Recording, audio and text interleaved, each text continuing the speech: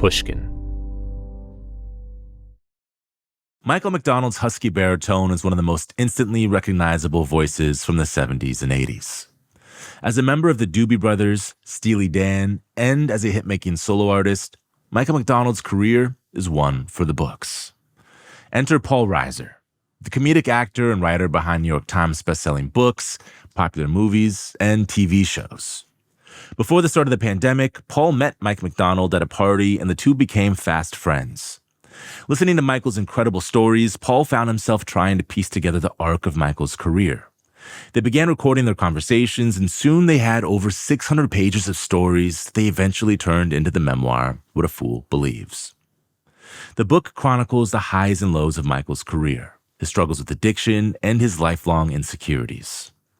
On today's episode, I talked to Michael McDonald and Paul Reiser about their unlikely working relationship. Michael also talks about why his proposed Quincy Jones-produced solo album never materialized, and he remembers the time one of his childhood heroes, Ray Charles, chewed him out while wearing a bathrobe. This is Broken Record, liner notes for the digital age. I'm Justin Richmond. Here's my conversation with Michael McDonald and Paul Reiser. I've never done an interview with a musician who's written a book along with the author, but it just seemed like such a cool pairing that it was impossible to pass up. Unlikely pairing. Yeah. How did you guys meet? Well, I played at a party. I was hired to play, just kind of piano and sing, and my guitar player joined me for moral support. And it was at a party that happened to be next door to Paul's house.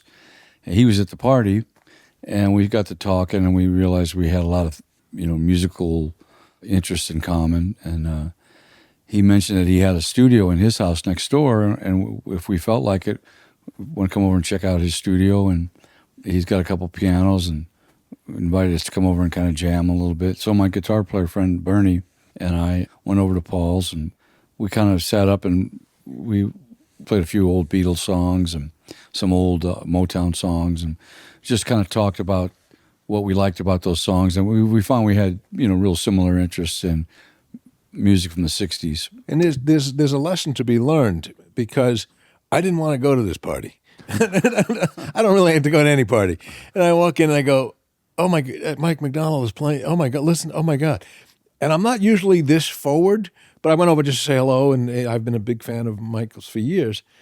And then I kind of I'm going to roll the dice here. I go, listen. And I literally said, I live 80 feet away, and I have two pianos. You want to come over? And Mike, God bless him, said, sure. And there it was. And I just was kind of pinching myself. I go, I'm playing piano with Michael McDonald for no reason on a Tuesday night. So we became friends from that. And then over the years, we would just talk about, I was always curious about Mike's career and arc, because I never really had my hands around it. Like, he's everywhere. I can't see the through line, So I would just, as a fan, I would periodically ask Michael questions, and he would explain to me about how he got from the Steely Dan to the Doobies, and it never quite made sense. And I jokingly said one day, I said, you should write a book, so I wouldn't have to call you every time I have a question. And to his credit, he said, I was thinking about it. He wasn't thinking about it. He said, people have asked me about it. He said, I don't know how to do that.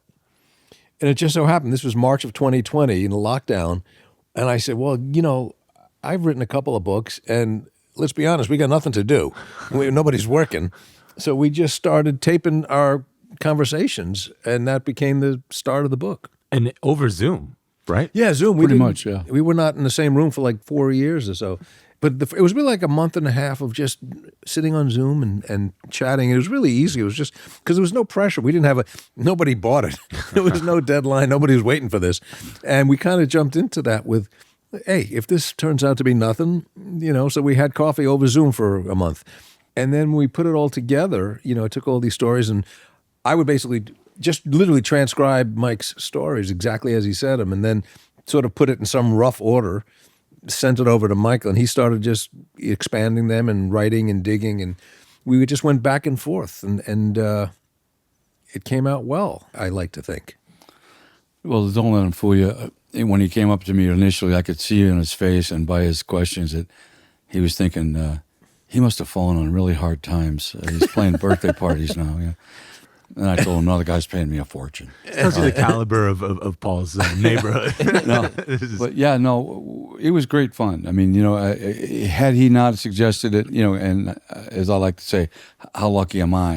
I've never written a book. First book I write with a guy who's, written screenplays, TV shows, comic writer, produced movies, acted in every one he hasn't produced, So I was like, this is too good to be true. And, the only trepidation I had was, but once we got started, I started to think, oh my God, what have I agreed to? What have I done? Because I've got Paul on the hook for this thing, and what if it just kind of fizzles out somewhere halfway in the middle, and it's just not that interesting anymore, and I just pictured myself having to think of things to kind of come up with for the next chapter. But that was the nice part of True. I mean, almost everything I've ever done has been sort of on spec. It's like, let me just go write this, and then if it has interest to somebody, great. But I find it's hard to write with a deadline or somebody waiting for it. So this really was two guys chatting, and it was easy. I was asking questions that I genuinely wanted to know the answer. And Mike, as we just started talking and relaxing, he would tell one story and then spin off into another story. Like, oh, well, that's really funny. And like, I don't know where it goes, but that'll find a home somewhere.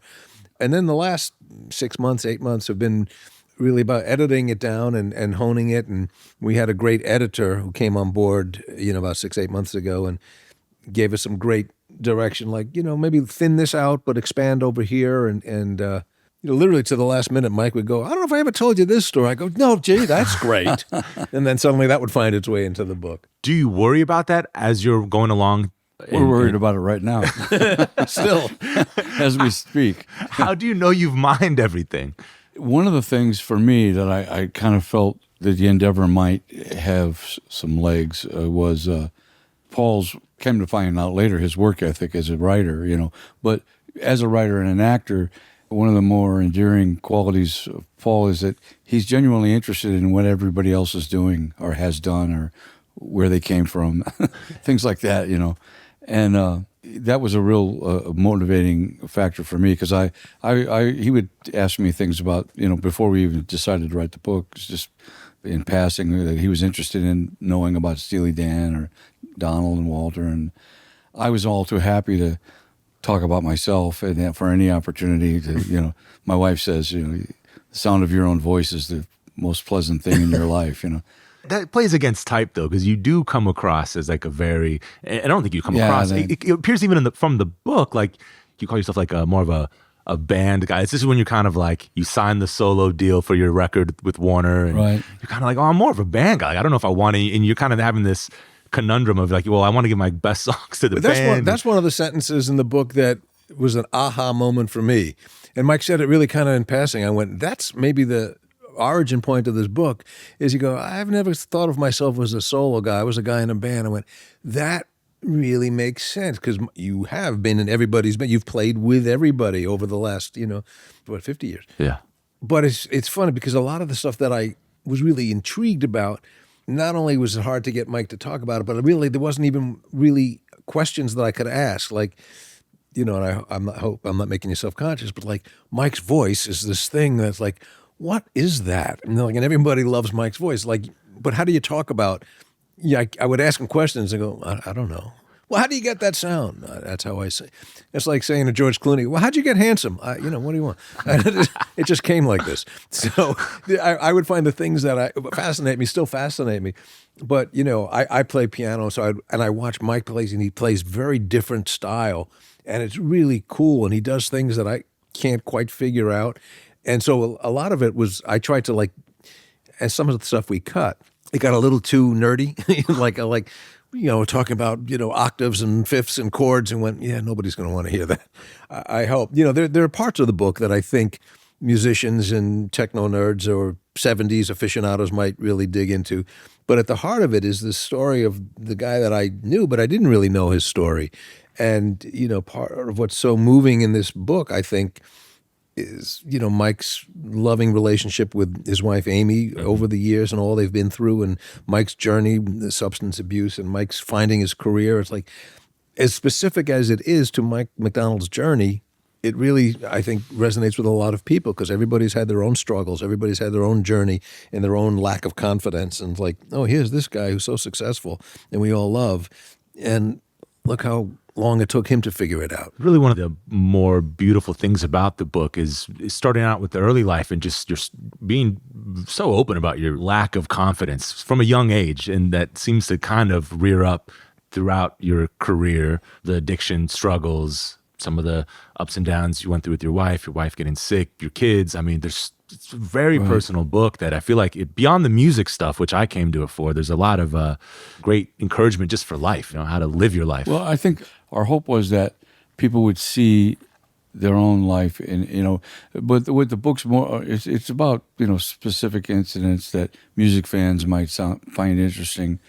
But there's really not enough of that to make a book. I think a lot of it is also how just random events and seemingly unimportant moments in your life really are the things that shape you more than the big events, and and that a lot of times some of the worst things that happen to us inevitably will almost without fail turn out to be the best things that ever happened to us with enough time. Yeah. But I think so much of where we all find ourselves at a certain point in our lives would be totally different, but for some of the events that we would have rather not had to go through. Yeah. Any movie or a good movie or a good TV show or book, what hooks you? Well, it's the story. It's like, yes, but what really hooks you in the story? And if you get to it, it's the character, it's the person, and there's an individual. And what I think really comes out in the book is like, yeah, there's these great stories of rock history and Mike's musical journey, but at the heart of it is this guy that, the reason I jokingly asked Mike to write a book years ago was I wanted to read it. It's like, I don't have to be involved. Who are you? Tell me how this happened. And I'm to this day still flattered and honored that he, agreed to trust me with his story, help him get it out. But when you get done with it, what you see is, oh, here's this guy, as you say, who overcame his own challenges and struggles. And I think everybody will read that and go, yeah, why do we all make life so hard for ourselves? And it should be simpler. And it's somehow always inspiring and encouraging to read of or find out that somebody you admire hasn't necessarily figured it out yet either. We're all still working at it. Yeah. Obviously, a lot of people write memoirs, but as someone who self-admittedly is more of a band guy than a solo guy, did it feel weird in the end to have like your life distilled down to 6 to 12 hour read and 318 pages? Yeah, it did, but I kind of just really all the way along the way trusted Paul. I was, waiting for him to kind of give me the signal one way or the other, like, let's cut our losses and put this on the shelf. But he, he kept encouraging me. He goes, no, this is good, And at times, I'm all too sure I would have never gotten past, probably wouldn't have got past the preface, But just in terms of my capacity as a writer, I like to write, but I've only written like articles and op-eds, and I enjoy that. But writing a long story and kind of putting the structure of that together in advance and a draft and all that was the things that Paul really was so helpful with. And along the way, as long as he said to me, no, this is good, let's keep going, that's all the confidence I needed to keep going, Yeah. I was kind of waiting for him to give me the, like, a little time out. But again, because there was no commitment. This was just, like two guys, let's just see where this goes. And we always had the freedom. And I would always say, just write it and we'll cut it. If you go, hey, that's too personal, just see what happens when you type it out, and then we'll cut it. And if you don't like what it says, we take it out. There's a real freedom in that. There's nobody expecting anything or waiting for anything. And a lot of times, it went both ways. A lot of times Mike would say something, there's a really funny story, but you look at it and you go, I don't know if that belongs in your book, though. It's not about you. That was a funny story that happened to your friend in the studio. Great. But now let's get back to your story. And then there were a lot of times he'd just sort of casually say something. I go back. What? Ray Charles is in his bathrobe and he's yelling at you. Can I hear that, please? It's great. I'd like to hear that story. I mean, that's one of the great things about the book too. Is like it's so well structured because you understand very early in this book how important Ray Charles is to Michael McDonald. Oh wow, yeah, for sure. Yeah. 3/4 of the way through, Ray Charles and then he shows up. He's yelling at me in a bathrobe, screaming at you for money that you can't give to. Can you tell that story? I guess. Yeah, no, it was one of the worst moments of my life. The thought that Ray had agreed to do this show. It was a show of which I was the honoree.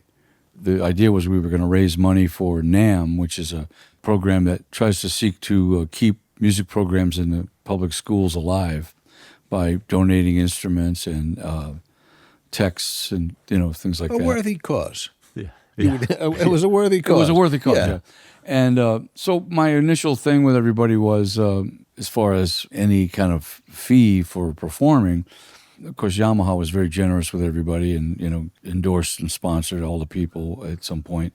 But nobody got paid. Everybody agreed that as long as the money's all going to charity and we're all, that's the favored nation's idea here, we're all good with it. Everyone needs to respect yeah, that. No one's and getting apparently that. Ray had not gotten that memo, so when he found out he wasn't getting paid, and I get that because even by then I knew what it was like to be in this business and, at the mercy of all the powers that be along the way, most of the time you're not getting paid, But so you're like hours before the show, and you get summoned to his trailer. Yeah, and I go in there. I'm thinking the guy, his road manager came to me, and his road manager was like out of a Lon Chaney movie or something.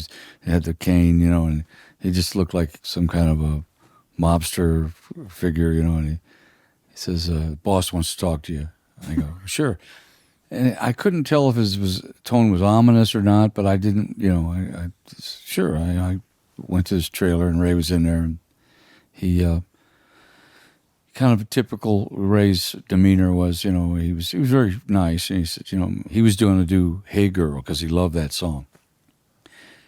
And so he starts off, he goes, "Michael, man," he goes, "when did you write 'Hey Girl'? I love that song." And I said, "Well, Ray, I didn't write 'Hey Girl.' I said, that was Carole King and Jerry Goffin."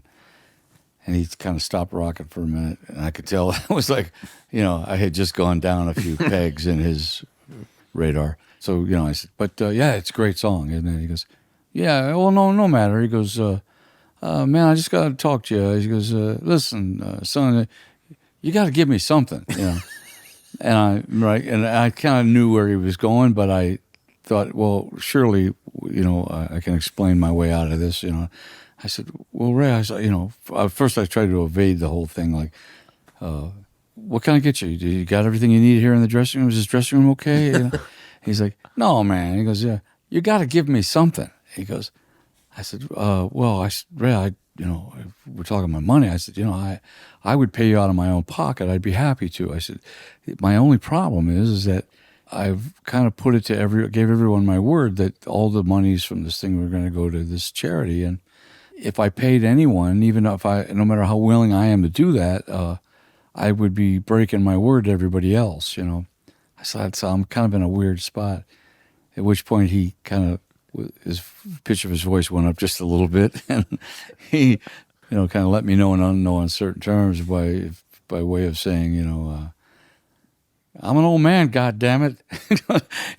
I don't play this shit, Where's the line in the book when you said to you, "I've made a solemn oath"? He goes, "I don't give a fuck about your oath. I don't give a fuck about your solemn oath, Yeah. You got to give me something." I'm like, "Oh no!" And so I'm like, my life's passing in front of me. And as I'm walking into the trailer, I remember thinking, well, if all those guys I played with in Ferguson could see me now, I'm going in to talk with Ray Charles. Now at this point, cut to him like yelling at me, and me sitting there trying to figure out, how am I gonna get out of this conversation gracefully, and thinking, oh boy, if my friends in Ferguson could see me now, Ray Charles chewing my ass out, But there was these little sort of like sub themes that only emerged after we got all these stories together. And like Mike has this, really wonderful relationship and affection for his dad. And through the book, the stories about not wanting to disappoint his dad. And then we get to, Mike had a story with Quincy Jones where it kind of didn't go smoothly, and Ray Charles, and people suddenly that I respected, Yeah, and it was like, oh, this all ties together. Like when you have this guy in your life that you revere, last thing you want to do is disappoint them. It's like, oh, I can see Mike's soul through this book now. Well, the thread for me was almost every situation of responsibility, especially if it dealt with people that I, was like in case of Ray and Quincy, I was about to work with these guys who I never would have dreamed in a million years would ever work with me or for any reason, And my dad, I was always trying to get his respect, and when I suspected all along that if he could trade me in for another son, he probably would, Oh man. But so that theme, when I became a patrol boy, whenever I got one of those perks as a kid, even I would blow it within 24 hours. I got a paper route once, and I wound up selling everybody yesterday's paper, believe it or not, because I thought the pile that was there, I thought this is going to be easy. There's only like 6 or 7 papers there. I didn't see the gigantic pile of papers that were tied in, wire over across the street waiting for me to go over and get them, So I got fired from that job. I caused a 3-car pileup on my first day as a patrol boy. That was always the running theme in my life, was like, give Mike the job and watch him just crash and burn, Yeah, well, then for every one of those stories, it's like, all right, I'm going to put my Wurlitzer in my Pinto, go drive down, try out for Steely Dan, a group I really love, and it's like, tryout turns into the practice, turns into you're I had in the come band. off a long string of auditions I failed when I went to that one, and of all the ones I got, for some reason. What were the auditions you got before that? Oh, just regular, bands around town that were like, had pretty good gigs, like playing in these, what were discos back then before DJs and before all that, were typically bands who did a lot of funk dance music, and but people like to dance to. So that was what you thought of as a discotheque back then. And there was a Bands lot of those kind playing of clubs in the LA area. funk and soul. And, Yeah, you go in there and the band had all those tunes, Yeah. Tower Power, The War, all that music that people just, like to get up and dance to. They weren't there to just mingle, they liked to dance, And, Were those your kind of bands? Like, were you? well, I had a certain part of me always enjoyed doing that. And growing up, yeah, that's what we were, in St. Louis. We came from that era where, people just really enjoyed dancing on the weekends, and we were the band that could play the stuff that they liked to dance to. But be someone who eventually goes and joins Steely Dan, which is like a really highbrow form of music, an incredible form of music. I just imagine like playing War, who I love, by the way, and it's a Long Beach band, but imagine that might be beneath like Donald or Walter. Oh no, they love War too. I know Donald loves War. Donald probably has a more eclectic taste of music than even I do. He's. I was surprised that he was so into the Grateful Dead. I wouldn't have figured him for that at all. I didn't know he was. Oh, yeah. And back then, I did a lot of gigs, like kind of coffee house type gigs with singer-songwriters. Like I played the Smokehouse in Burbank there, and with a steel drum player. It was like any place that they would actually pay us to show up, we would do that gig, So, but these club gigs were a little special because you got paid a little more, and they were more steady. If you were a good house band at a club like that, like the Rain Tree in Torrance and places like that, you could maybe work there for a year, and you wouldn't have to worry about how you're going to pay your phone bill for a little while, Yeah. But a lot of those gigs, I would study in advance the songs I thought I'd get their song list, and I'd show up and it was like, thanks, but no thanks, you almost got it. If you could play a little more organ, or if you, sing a little higher or whatever it was, I would seemingly never get the gig. So to walk into this thing and literally I didn't know most of their songs. I didn't know. I knew the ones I liked that I heard on the radio, but so I was literally learning the songs on the spot. Donald was teaching them to me, and they're not easy songs. No, they're not. There's a lot of vocal parts, but I was just so desperate to get this gig because I love the band so much. I think I went into some other mental state that I don't normally visit, where my brain works at a higher efficiency. And I learned the songs, and about 3 or 4 hours later, I'm thinking, have I got this gig? I don't know. No one's told me to thanks, but no thanks yet, And so I said, well, come back next day and we'll learn some more stuff. And I started to kind of assume that I got the gig, and as it turns out, I did. And so that first audition turned into a rehearsal, which turned into the following week of rehearsal or so, and then we left for points beyond in the United States. Yeah. Played all around the States. And that's about as incredible a gig as you can have expected to have gotten. It was the gig I would. It was a dream gig, you Yeah. know. And true to form, Timothy Schmidt and I talked about this because we were both kind of in those guys around town who were hoping for that gig, a gig like the Eagles or Steely Dan, Yeah. come along, daydreams and stuff, you know. And he goes, you know, in a minute you get it. He goes, what happens? The band breaks up, you know, a week later. Right, 'cause And which Timothy was happened to in both of us. Join the Eagles. After a quick break, we'll be back with more from Michael McDonald and Paul Reiser. We're back with Michael McDonald and Paul Reiser. That tour with Steely Dan, I was looking it up. You got to play on bills with some other interesting groups. And I was just curious how much you remember, like Montrose, Sammy Hagar's group, the Beach Boys, the Eagles might have been on a bill on a gig. We did one with the Eagles. I think we did the thing up in San Francisco on the Day on the Green. Day on the Green. The Eagles, I think, played the day before us. Got it. We were the headliner the next night. So you get 2 touring stints with Steely Dan, and then afterwards you come back to California and they dissolve the band. But you kind of have like one last run-in with Walter before that kind of era is over, which is he almost gets arrested looking for we both almost got arrested. But we had a mutual friend, and we were going to, you know, we both like to smoke pot, and we like to do the occasional blow. But, you know, we weren't, neither one of us were 2 people who could really afford a good coke habit, you know. So we came up with the idea that we could get a little bit from this friend of ours who we knew was a dealer, and it was so good that we could cut it, and it would still be better than most stuff that our friends might run into on the street, and we could just sell it to our close friends and share. That was it. your business model. That was our business model, Yeah. and then we would have some left over to get us through the week. Well, the entire amount didn't get us through the night even. You know, we of course snorted most of it before we ever got around to cutting it, and our conversations just got sillier and sillier, and that wound up in the LA police coming back to this apartment. I was only watching this apartment for a friend of mine, and she happened to have scales and everything. I thought, well, this is the perfect setting for cutting this cocaine. And, It's your makeshift office. We yeah, got it. you know, and anyway, the whole thing went south really quickly, and wound up that next morning somewhere just before dawn with what seemed like the entire LA county police force, you know, knocking at my door with Walter in tow. And he had apparently been knocking on some windows across the alley because he forgot which apartment I lived in. And He was out screaming at 4 a.m. yeah, Trying to get coke. Mike, are you in there? You know. Yeah. So anyway, but miraculously, we did not go to jail. No, and then it's like the night ends as like mundane as can be, which is you go into bed and he's coked out drinking a margarita that's playing electric bass on your or right. acoustic bass on your couch. Yeah, sure. It's like, what kind of life is this? Yeah, no, it was the typical musician's life at that point in time, you know.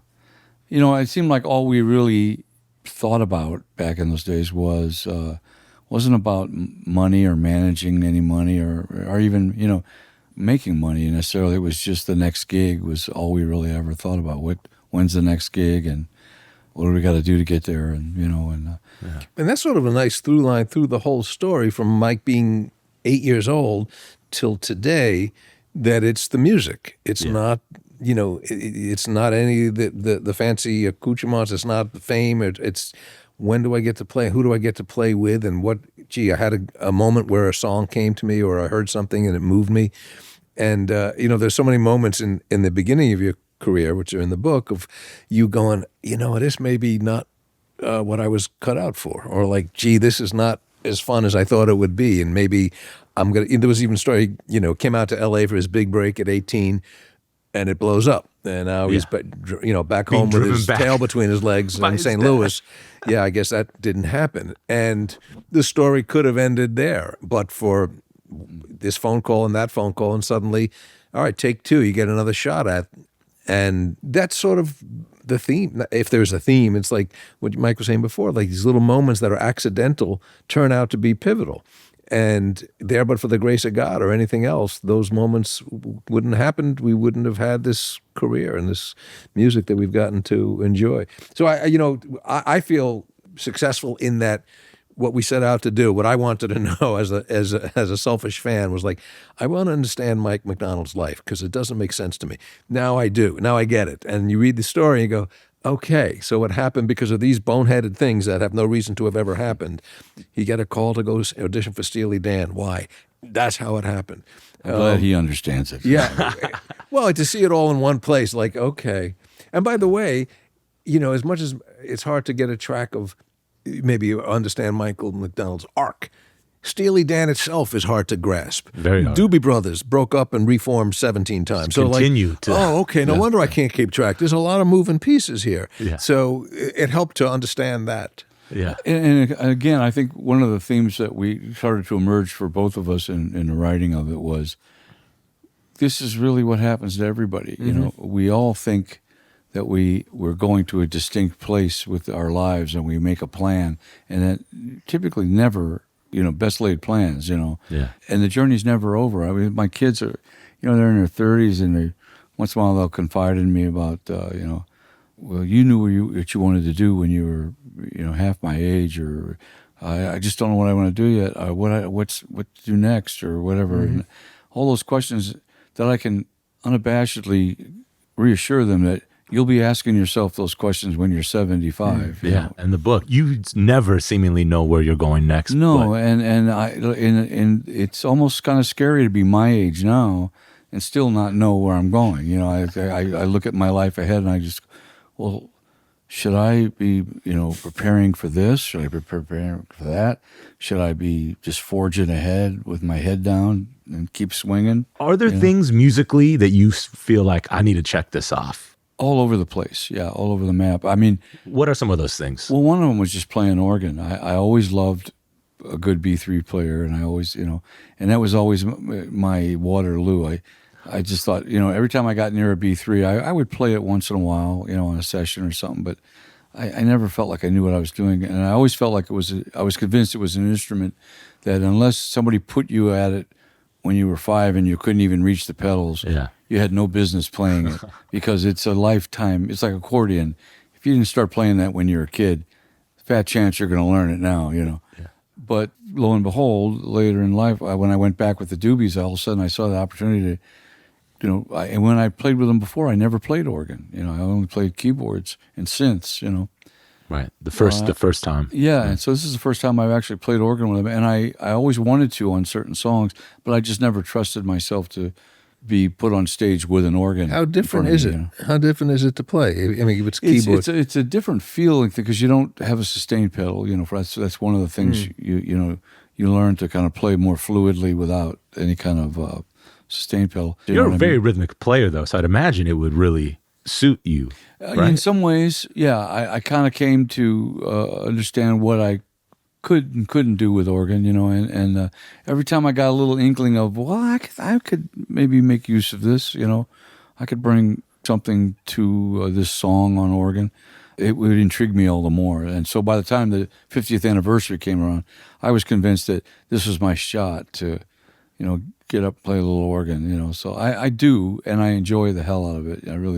I've always loved the instrument, but it's a real learning curve for me, and I find at 72, what have I got to lose? I'm enjoying that, where that might have terrified me in my 30s, like the imposter syndrome, like somebody's going to know how little I know about this, But I kind of don't care about that now. I just want to dive into it. And some of the guys I know who I've always admired them for their acumen with a B3 have been more than kind to show me some stuff and kind of help me, Who are the guys that you look up to in that world?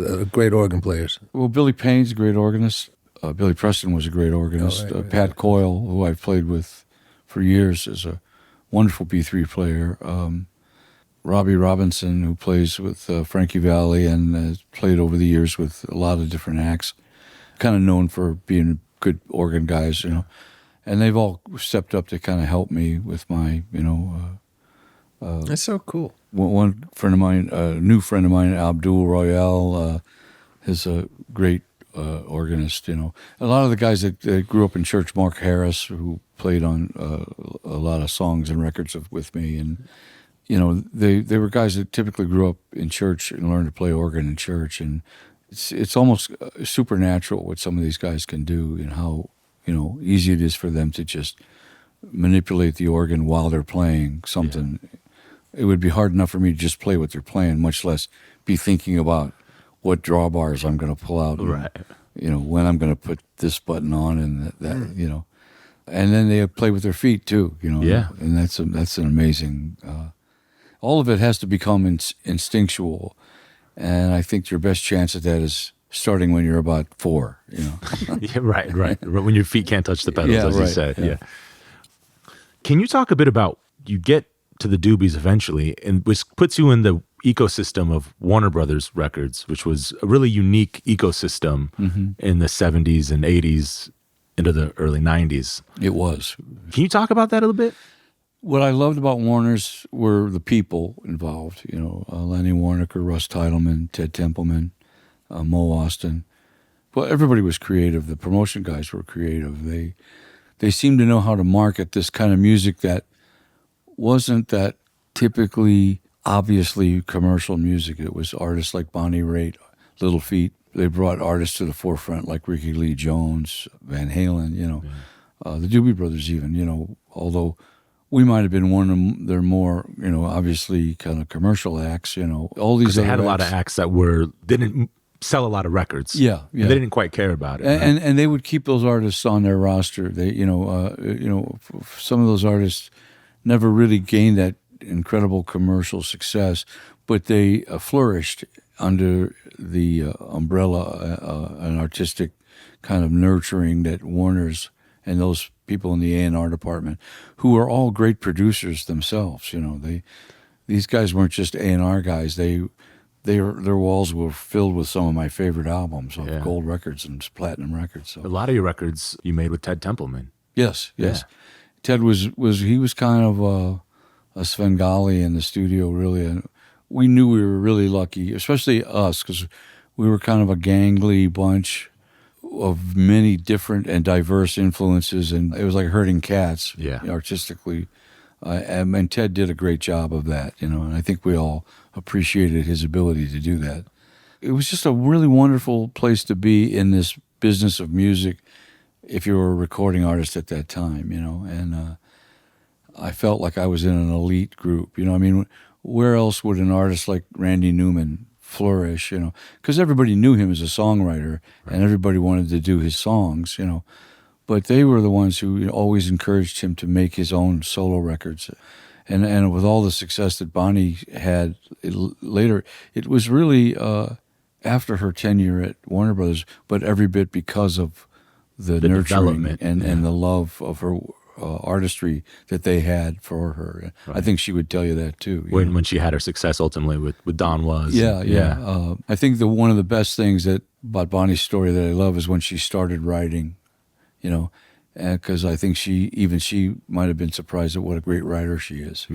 Yeah. She's written some great songs, you know, and some of my favorite songs. You know, Nick of Time is such a great tune. It's almost uncanny that she didn't do that earlier in her career. You know? Yeah.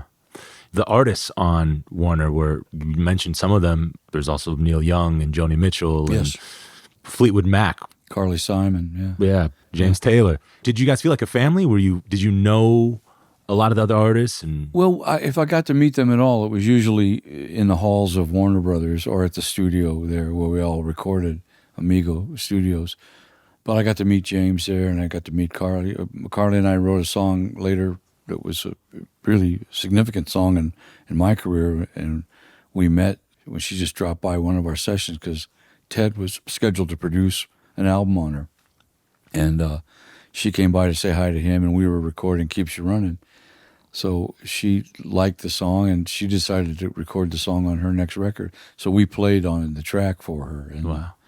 And that was a thrill, you know, because she was already a huge artist, and James was like my all-time fave. You know, I just loved everything he did, and the Gorilla record was like for me the Holy Grail. You know, I just loved that record so much.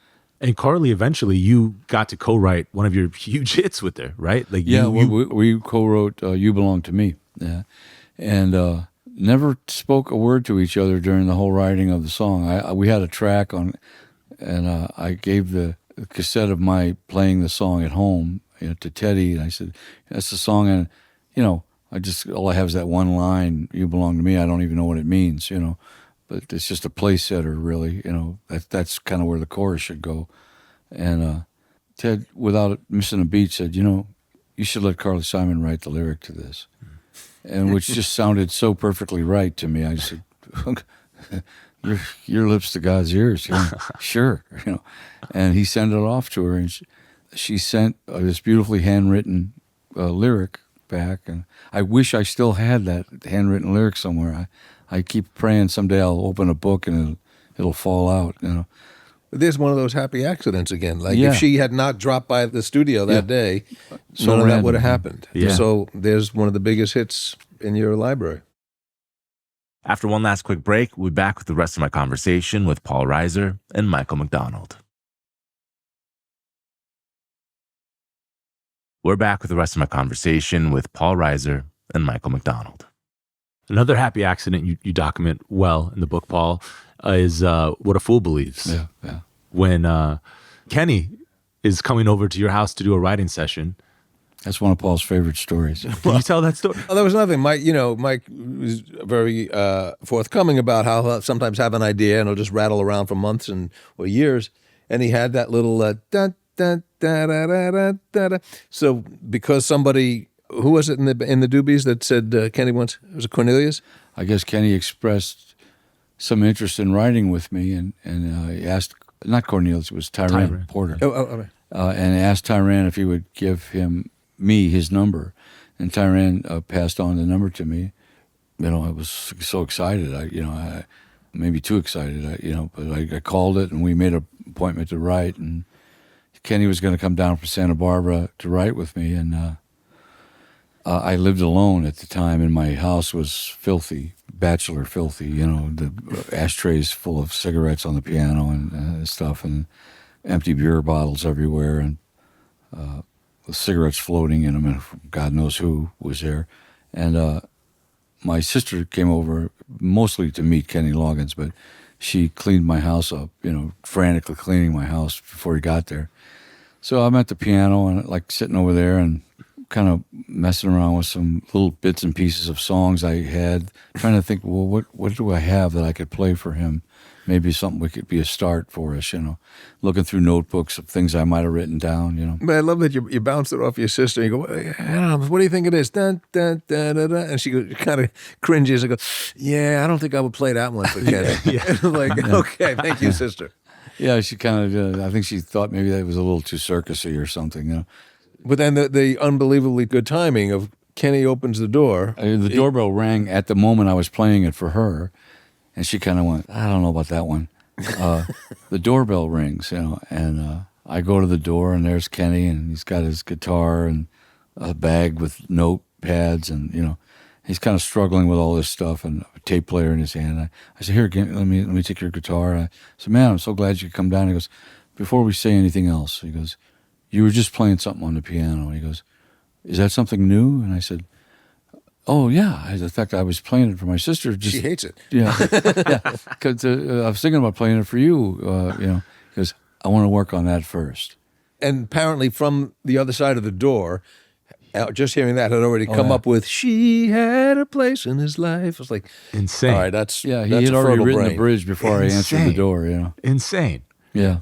How long did it take for that song to come together between the two of you? Well, we finished most of it that day. The chorus we wrote the next day on the phone. Right. We kind of left that day going, we got something good here, but it really needs that chorus, a chorus that really pays off. And we couldn't for the life of us figure out what that was yet, We kind of knew where the lyric was going intentionally, like two people looking back on a moment with two completely different views on what exactly happened, and the guy thinking this was this great missed opportunity for the love of his life, and only assuming that she felt the same way, but obviously she did not, So he's looking to renew this flame, and she's just looking to have dinner with an old friend, you know. But we just really couldn't figure out how that would culminate into a chorus. But the next day, I don't know which one or the other of us thought, well, you know, what a fool believes, you know. So I was on the piano and we were on the phone. Back then, you could actually play the piano over the phone and be coherent. You can hear it, dude. Nowadays with iPhones, you can't do that. But so we came up with the chorus chords and the melody and Playing back and forth over the phone? yeah, just kind of trading ideas over the phone till we came up with the chorus. And that was when you said, you know, What a Fool Believes might be a good name for a book. That's how prescient he was. Seeds was planted. Not yet, but in 40 years, this is going to be a book. Trust me, it's going to be a book. Yeah. The two of you with titles, Mad About You, What a Fool Believes. I mean, you guys are incredible with the titles. And there's a point in the book, and Warner, as great as they were, there's a point where you put out Living on a Fault Line, and it's kind of stretching their imagination of what you guys are. Which, by the way, that record missed my consciousness completely. It's a really good album. Well, thank you. You're nice. Yeah, it wasn't met with a lot of enthusiasm at Warner's or, you know, by the public or by radio, really. It was kind of went under the radar. And I think we were kind of going into areas that were, you know, just not that commercial, really. It was like You're Made That Way. Oh, yeah. Well, You Belong to Me was on that. There's a Light, you know. Yeah. This is some incredible songs. Oh, well, thank you. But you kind of stretching them. And then minute by minute, you guys write and record that. And it's really the R&B promotions team at Warner Brothers that hears something in it and decides we're going to promote this. Yeah, well, the head of the R&B promotions at the time, which was a whole different ballgame. This was like just pre-urban kind of music before rap came out, and everything, the whole complexion of how to market R&B music and where, you know, what that market even was, you know. Had changed dramatically, and obviously for the better. Hip hop is huge, you know. Yeah. Back then, the R&B department, Warner's once in a while they had some great R&B artists, Patty Austin, James Ingram. So they had huge success in that. Prince, yeah. But it was a changing time, and Ernie Singleton was the head of promotion back then, and he was one of those guys that kind of understood radio, you know, especially in the black community, which were largely radio stations were owned and operated by the program director. You know, they were typically black owned. Smaller black owned businesses, and the guy who owned the radio station was typically the head jock and did the airtime. And so if you walked in there with an album and he liked it, he'd sit you down and play the whole record. You know, and that just doesn't happen anymore. You know, those days are gone. You know. Reading that, though, it was interesting. It kind of confirmed something, which is that like R&B is such a kind of a bullshit title to begin with, but so are titles in general, because I was thinking about it, and it's like the AOR format, album-oriented rock or soft rock or now yacht rock. It's like really what that was like it was R&B. Right. Really. I mean, you guys were playing R&B records, earlier, but because you guys are white guys, or you're white, Tyran's black. I mean, you know, but yeah, sure. It's like, okay, well, we can't. Oh, let me tell you, I would much rather be called yacht rock than adult contemporary. Well, why can't you just be R&B? Like, you're a damn R&B singer. Well, you know, and writer. I always felt that way. I remember when I had my own label for a while, very short while, with a couple of friends, and we hired independent promotion guys. And we had this one guy, he was kind of a classic character, really, as an independent promotion guy. He just, you know, I would say to him, like, why don't we go to all the formats with this? Oh, no, you can't do that. It's like, no, you're not rock, okay? Let me just tell you that, right? You know, and I said, well, you know, but the only real success we had were on formats that no one would have ever, except the one guy in that department, like Ernie Singleton, who said to me at some point, he goes, you know, I've always dug the band. They just would never give us the ball. They wouldn't, you know, we were the last guys they would say, hey, go out and promote the next Doobie Brothers album. Yeah. You know? Living on a Fault Line, I feel like would have done really well in R&B radio too. Yeah, if there's stuff they, on there that sounds like Earth, Wind, and Fire. If we like had Rio leaned into those guys, they would have probably brought it to, gotten us some radio play that we never really got with it. But you know, that's just hindsight 2020, you know, and typically the world needs to categorize everything, just like the major labels always needed to tell people what they want to hear, you know. Yeah. And that was always the thing that was like it was like shooting themselves in the foot, you know. But it was in an effort to control the market that they wanted to grow. Like when the major labels, before rock and roll started to kind of make its noise, it was the Sinatras and rightfully so, the great singers and artists of the time. The trios were big back then. Nat King Nat Cole Cole trio and a lot of those East Coast trios that were fairly popular, but they were the ones that were making anything that sounded like pop records. Yeah. The Mills Brothers, and nobody else was making records for the average guy. Yeah. It was either classical records or but the big labels didn't want it to grow beyond that because they knew they had these guys signed, and we're just going to keep selling these guys records. So all these little independent labels started popping up because they had the Fontella Basses and the Chuck Berrys and the Little Richards and they had these crazy phenomenal acts that were catching on like wildfire, and they knew that the major labels weren't interested, you know. And all of a sudden the major labels started going, whoa, wait a minute, we're missing out on this. So they would buy up all the little indies. It's always been that kind of big, the whale comes along and eats everybody, and then it starts to, just kind of fester until some other little airwave pops up, like FM radio or, things like that. Yeah. Rap came about the same way. Urban music as we know it today started at street level, you know, because there wasn't any labels that were going to go out and sign these guys, Yeah. They made their own records, and they were having success selling those records and getting an airtime with those records. And so major labels have always had to learn that lesson over and over again, that you can't really just dictate what people want to hear. You have to have your ear to the ground so that you even know what's going on, Yeah. Which, while we're talking about hip hop, I got to thank you for the great Warren G. Regulate. You're sampled by Warren G., Long Beach legend. Oh, yeah, that's right. He is Long Beach legend. I got to thank you for Regulate. That's incredible. Funny. That's the version my kids always liked. They didn't like my version. I mean, Regulate. Did you play it for them? Were you like, listen, I didn't have to. They knew about it before I did. But yeah, they loved that version of it, and it's a learning curve. If you're a musician, you never stop learning what's going on right around you, and you never stop marveling at how you're never listening enough. It's kind of like being grateful.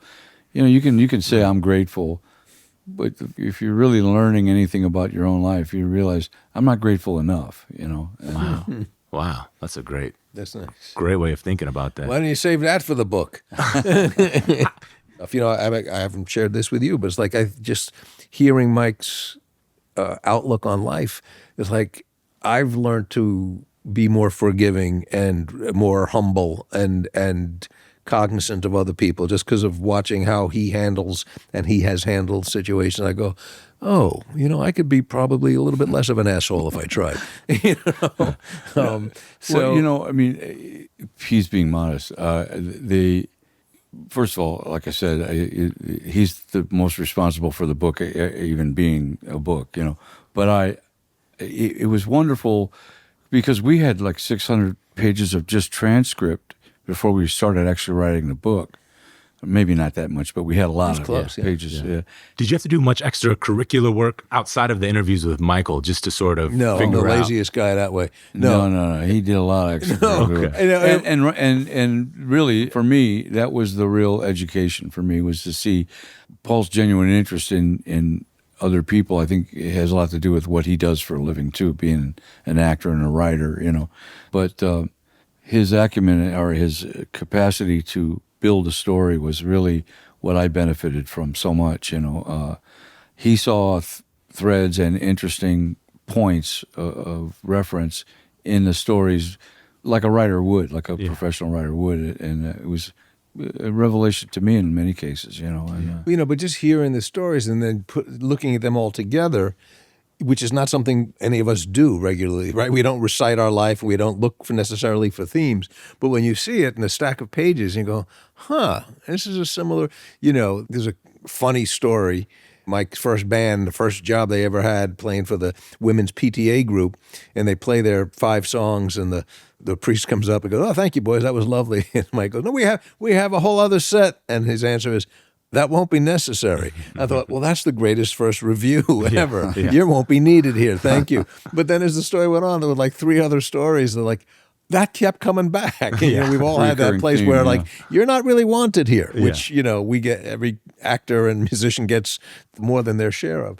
Everything that I had hoped the book would do has done. It makes sense of this, connects the dots, and we see the stories, the arc of how the 5-year-old kid who sang in a saloon with his dad becomes the Michael McDonald of today.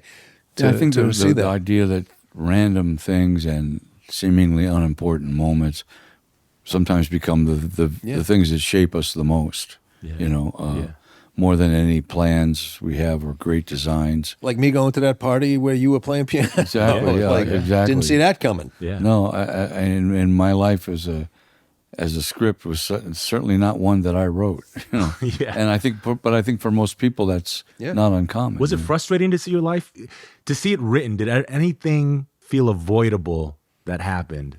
I don't really think in those terms anymore. You know, like I used to have a lot of regrets, you know, and certainly there are some things I wish I could relive and redo, and you know, wish I never had done or whatever. That may or may not be in the book, but I've come to reconcile with myself the fact that what I know about myself and my life, and for better or worse, is all a product of every one of those things that happened, and that some of the worst things turn out to be the best things that ever happened to me. You hear people all the time go, you know, prison changed my life for the better. You know, I'm grateful that I went to prison. I'm sure they weren't at the time, you know.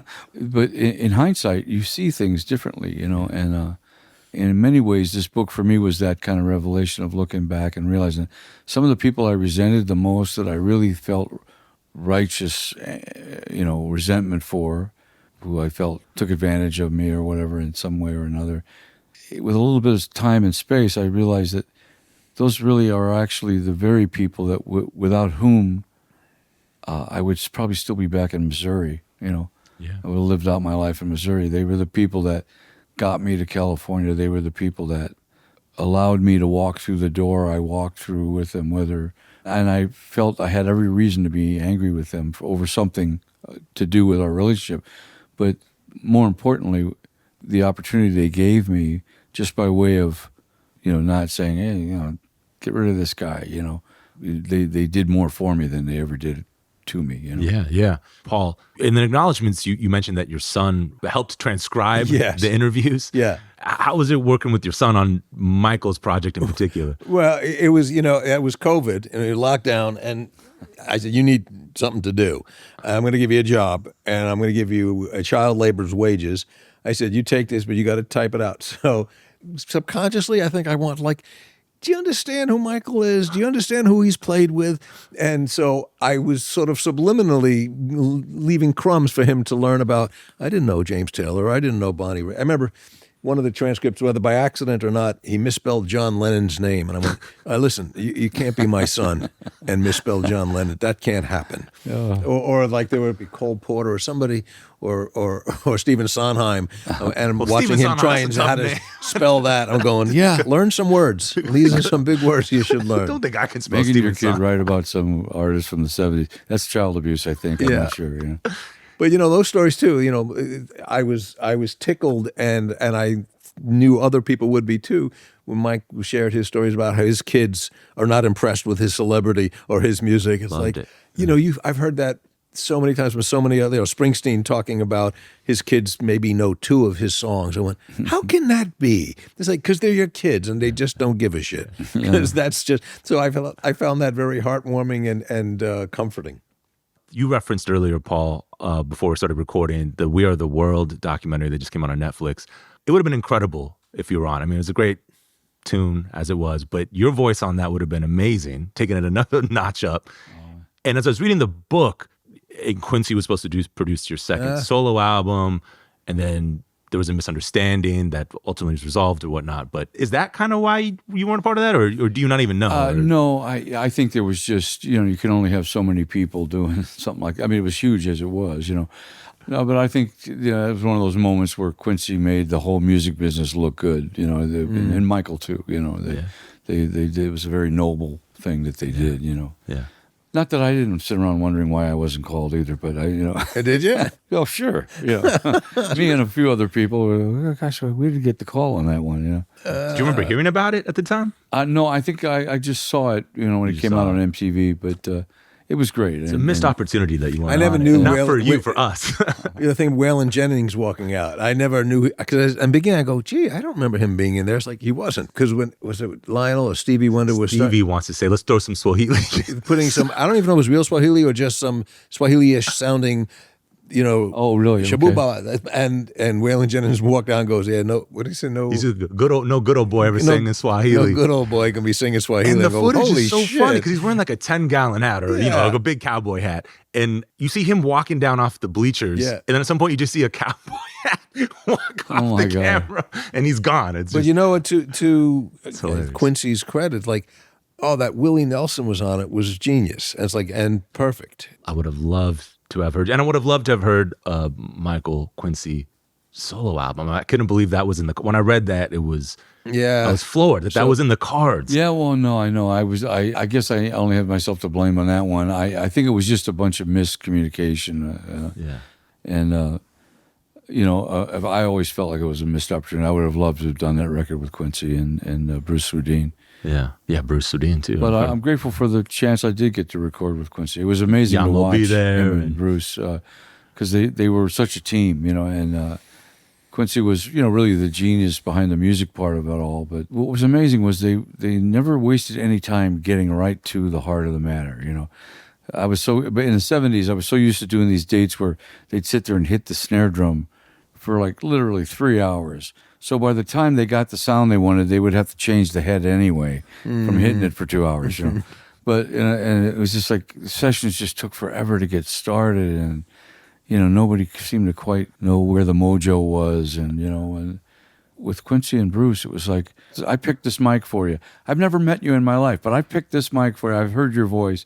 I kind of know what you need to sing into, and he was dead on, I got one other one I'm gonna try. No, that was the right one. And and Quincy was like, from the musical aspect of it, it was like he knew exactly where this should go before we played a note, and it was just really an education to work with those guys. They to me kind of encapsulated that. I walk in the studio because I know why I'm here. I don't walk in the studio and wonder who's going to give me the idea of where we're going here. It's like.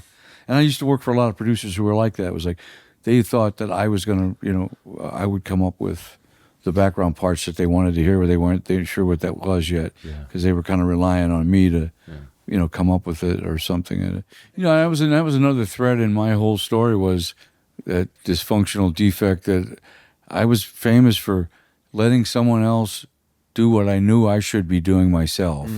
And then being pissed off at them for not doing it right later. Yeah. That was my MO, for many years, and probably still is, but I try to catch myself in the act at this age, because life's too short, Yeah. Well, I'm just really grateful for the honesty. It's thank you for incredible stuff and talking to us. Glad you enjoyed it. Yeah. Thank you. Thank you, man. Thanks to Mike McDonald and Paul Reiser for talking about the process behind writing their book, What a Fool Believes.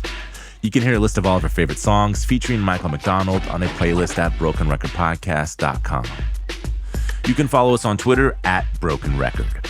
Broken Record is produced and edited by Leah Rose with marketing help from Eric Sandler and Jordan McMillan. Our engineer is Ben Tolliday. Broken Record is a production of Pushkin Industries. If you love this show and others from Pushkin, consider subscribing to Pushkin Plus. Pushkin Plus is a podcast subscription that offers bonus content and ad-free listening for $4.99 a month. Look for Pushkin Plus on Apple Podcast subscriptions. And if you like this show, please remember to share, rate, and review us on your podcast app. Our theme music's by Kenny Beats. I'm Justin Richmond.